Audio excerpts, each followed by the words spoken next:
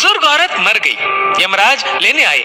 औरत ने यमराज से पूछा, आप मुझे स्वर्ग ले जाएंगे या नर्क? यमराज बोले, दोनों में से कहीं नहीं।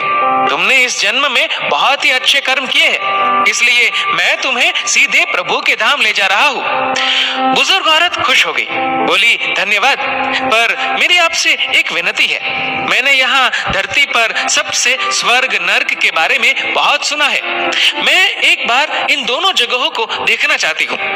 यमराज बोले, तुम्हारे कर्म अच्छे हैं, इसलिए मैं तुम्हारी ये इच्छा पूरी करता हूँ। चलो हम स्वर्ग और नर्क के रास्ते से होते हुए प्रभु के धाम चलेंगे। दोनों चल पड़े। सबसे पहले नर्क आया। नर्क में बुजुर्ग औरत ने जोर जोर से लोगों की रोने की आवाज सुनी। वहां नर्क में सभी लोग दुबले पतले और बीमार दिखाई दे रहे थे। औरत ने एक आदमी से पूछा, यहाँ आप सब लोगों की ऐसी हालत क्यों है? आदमी बोला, तो और कैसी हालत होगी? मरने के बाद जब से यहाँ आए हैं हमने एक दिन भी खाना नहीं खाया।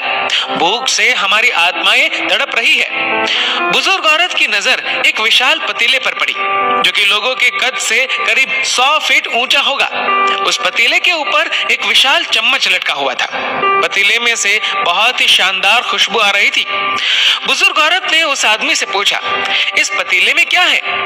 आदमी मायूस होकर बोला, ये पतीला बहुत ही स्वादिष्ट खीर से हर समय भरा रहता है। बुजुर्ग औरत ने हैरानी से पूछा, इसमें खीर है तो आप लोग पेट भर के ये खीर खाते क्यों नहीं? भूख से क्यों तड़प रहे हैं? आदमी रो रो कर बोलने लगा, कैसे खाए? ये पतीला 100 फीट ऊंचा है, हम में से कोई भी उस पतीले तक नहीं पहुंच पाता। बुजुर्ग औरत को उन पर तरस आ गया। सोचने लगी, बेचारे खीर का पतीला होते हुए भी भूख से बेहाल है। शायद ईश्वर ने इन्हें यही दंड दिया होगा। अब यमराज बुजुर्ग औरत से बोले, चलो हमें देर हो रही है। दोनों चल पड़े। कुछ दूर चलने पर स्वर्ग आया। वहां पर बुजुर्ग औरत को सबकी हंसने व खिलखिलाने की आवाजें सुनाई दी। सब लोग बहुत खुश दिखाई दे रहे थे। उनको खुश देखकर बुजुर्ग औरत भी बहुत खुश हो गई। पर वहां स्वर्ग में भी बुजुर्ग औरत की नजर वैसे ही 100 फीट ऊंचे पतीले पर पड़ी जैसा नर्क में था। उसके ऊपर भी वैसा ही चम्मच लटका हुआ था। बुजुर्ग औरत ने वहां लोगों से पूछा, इस पतीले में क्या है? स्वर्ग के लोग बोले कि इसमें बहुत टेस्टी खीर है। बुजुर्ग औरत हैरान हो गई। उनसे बोली, पर यह पतीला तो 100 फीट ऊंचा है, आप लोग तो इस तक पहुंच ही नहीं पाते होंगे। उस हिसाब से तो आप लोगों को खाना मिलता ही नहीं होगा। आप लोग भूख से बेहाल होंगे। पर मुझे तो आप सभी इतने खुश लग रहे हो, ऐसे कैसे? उनमें से एक व्यक्ति बोला, हम सब लोग तो इस पतीले में से पेट भर के खीर खाते हैं।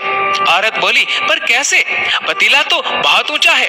व्यक्ति फिर बोला, तो क्या हो गया? पतीला ऊंचा है तो यहाँ पर कितने सारे पेड़ हैं। हमने इन पेड़ों की लकड़ी ली, उसको काटा और एक विशाल सीढ़ी का निर्माण किया। उस लकड़ी की सीढ़ी के सहारे हम पतीले तक पहुंचते हैं और सब मिलकर खीर का आनंद लेते हैं। बुजुर्ग औरत यमराज की तरफ देखने लगी।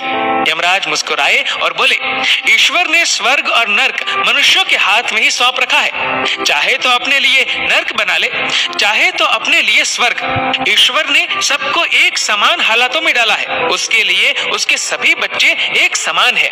वो किसी से भेदभाव नहीं करता।